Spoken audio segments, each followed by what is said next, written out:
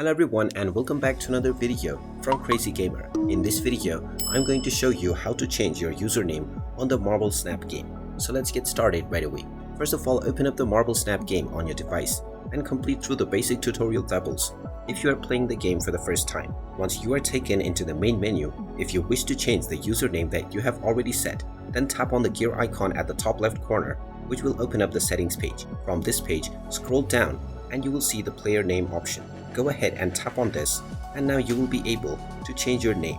You will be told that you can only change your name once every 30 days. So make sure that the name you are setting up is the one that you will be okay with for the next month. After choosing your desired name, tap on the confirm button and your username will be changed within the Marble Snap game immediately. And there you have it. That is how easy it is to change your username within the Marble Snap game.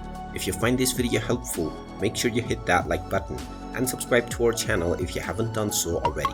Also ring that notification bell to never miss another update from us. Thank you for watching and I will see you again in the next video.